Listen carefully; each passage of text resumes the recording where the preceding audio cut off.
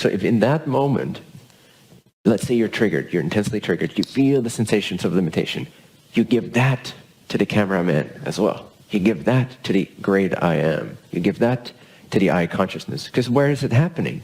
The feeling of your body feeling triggered and your emotions being triggered and your nervous system freaking out, all of that is being registered.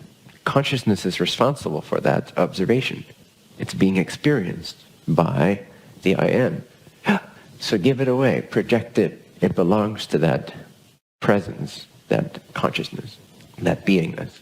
And then again, what happens is you put your sense of me right here somewhere. So you suddenly are back in that space where you see, first of all, I'm not this.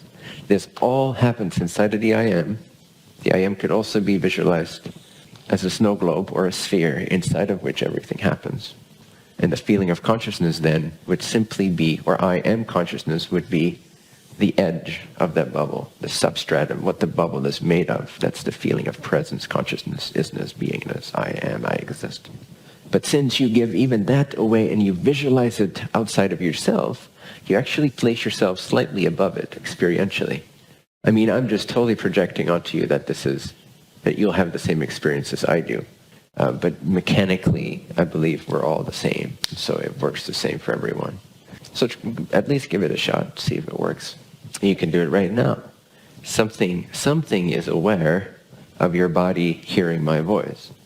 Now, it's very tempting to believe that it's you that is receiving my voice outside yourself. But the sensation of you over here, the world or me out there, I am out here, right? You're out there, or you're out here, I'm out there for you. All of that is just a sensation. But you're fooled by it. You're thinking from inside of the sensation, so it seems real. But if you observe it from outside the sensation, you see the feeling of separation is not separate from the I am. So you can feel as separate as your mind wants to create the feelings of separation. A feeling of separation happens, let's say you're having a feeling, it's happening inside the I am. It's non-separate from the observer, from the consciousness. So it resolves everything. Just keep giving everything away, disown everything back to the I am. It's such a simple practice, and it starts to work. You'll see. You got to try it out. Again, all you do when you give away your pleasure or you give away your pain to the I am, all you're doing is you're setting yourself free from the body identification, because you're giving whatever your feelings you're having, you're giving it away to God, to isness, to presence, to the bubble of consciousness, to the experiential realm of the creator, to the perceiver, to the experiencer, to awareness, whatever you want to label that which remains when you're not thinking or before you start using words. That sheer, simple existence, that feeling of I am, which is the first concept, it's the first principle, it's the first creation. And it's the only creation, because everything else happens inside of it. The I am is the first, only, and final when you're on your way back. When you're on your way down, when you begin the process of evolution, the isness, the beingness, the presence, the consciousness, it's the first manifestation. Even though it looks like there's other consequent manifestations, you begin to realize it's all one manifestation. So it's the first, the only, and then when you go back to go beyond it, you realize it is the final concept. So when you let go of thoughts and you give it all away to the primary concept, then you're free from all the variety, from all the chaos, from all the identification and separation beliefs. And you start to feel the sense of inclusiveness, everything dancing inside of the beingness somehow, including your body. So you no longer really feel like you're your body. The more you practice this, you see that everything is your body. Basically, this whole thing is your body. You just thought it was inside the nervous system, but it's not. It's all part of it. That's also where love begins to come from. And you can actually feel inside the nervous system of other people. You can scan them for diseases, and you can just start to feel and see things the more you practice this. Because it actually is your body. There's no limitation to that. But if you always locate yourself here, you're not going to have that expansion. You're not going to have that sense of warmth, of oneness, of sort of oceanic, wave-like presence. You can never have that from the body point of view. If you do, it's always going to be egoic, it's always going to be owned, it's always going to be claimed, as long as you project the I feeling into the body as a small portion of the entire painting of the universe, then for as long as you do that, it doesn't matter how spiritual your experiences are, from that sense of I am the body, it's always going to be polluted. It's always going to be a fetish. It's never going to be a pure spiritual offering. You know, we're talking about like the tantric kind of things, for example, where that becomes very obvious, where it can be a very pure thing, but it can also be very sort of polluted, like where the pleasure gets polluted, or any field. But that's just one where it's like mixed in with spirituality and the spiritual ego and like the glorification and like I just want that. So it's a good example to use. But that's all because it's still experienced from the point of view of I'm the body. That assumption has not yet been annihilated.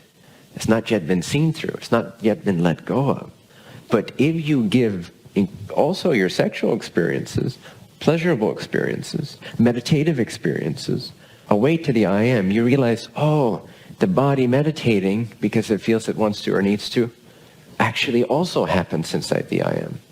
So somehow, the me that I thought I was is sitting down in a particular posture to realize the I amness inside of which the meditator is meditating, trying to realize that inside of which it's already happening.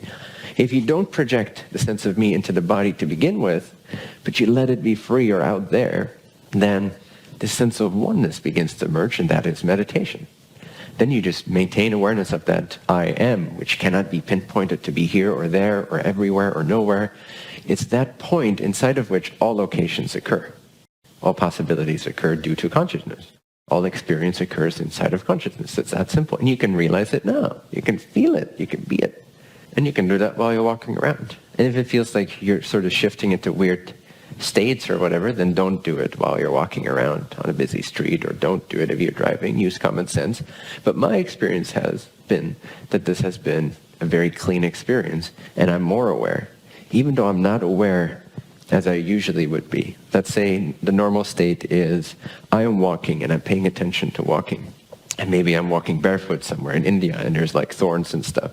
So I'm like, okay, yeah, I'm the thinker, I'm the doer. I'm like registering from my point of view that there's a thorn over there. So I'm going to put it right there. I'm the doer of that.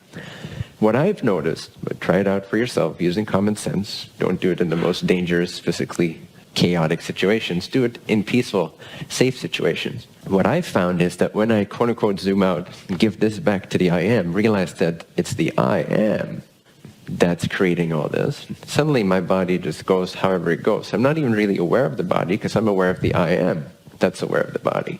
So I'm right here. So my awareness is expanded beyond its regular point, and I'm aware of the root. I'm maintaining awareness of the beingness inside of which the walking is projected and is being experienced. Somehow, everything works perfectly. Somehow, everything flows perfectly in that state. And I notice that when I'm thinking again as a body, as a mirror, that's when I make mistakes, more so. And there's just a certain flow and intelligence that happens. Another way in which I notice this is like doing yoga.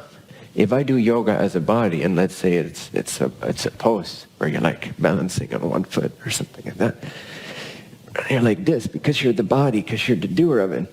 Whereas if you then start to focus on the beingness which experiences the body, then suddenly the body just balances itself. You don't have to do anything. There's no control. It's the beingness that's completely stable, which is what yoga is a method into.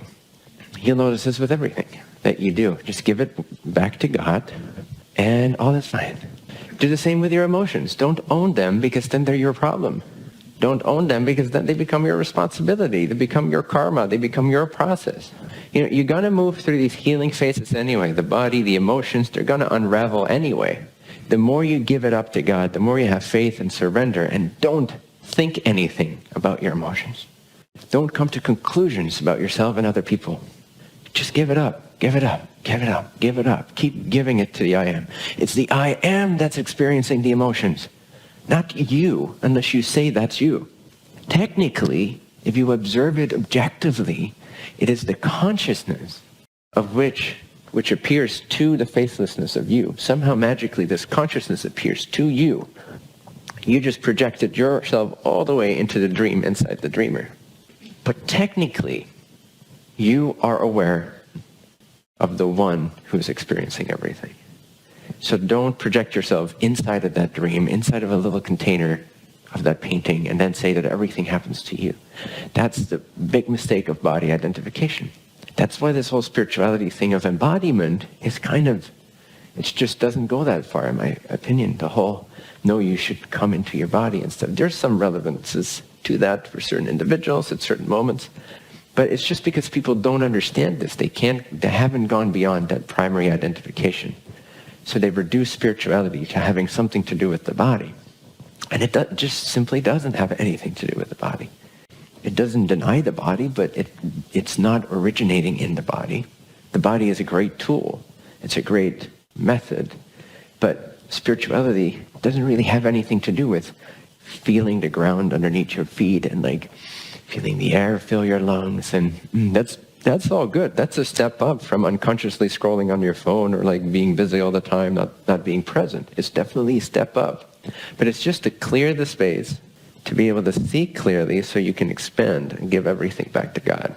If you give everything back to God, simultaneously you disown everything inside this, and you place yourself right there in between the absolute and the consciousness, which is now responsible for your world.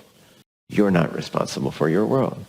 Again, doesn't mean that outwardly you don't act as if you are responsible for your actions and your words. It simply means that even when that's happening, that too, you taking accountability and following certain agreements when you made that agreement or whatever it is, you taking responsibility for your emotions and expressing that, that too is happening inside the I am, not to you. Again, that's not you either. So in the truest sense of the word, not in a relative sense, in the more absolute sense of the word, nothing has ever happened to you. I guarantee you, when you get a glimpse of that freedom, you'll start to appreciate the broccoli required to get to the ice cream. Suddenly you're like, fuck, I want to feel this way. I want to practice. Because then it gets really amazing. It gets really amazing. Really amazing. More amazing than you think.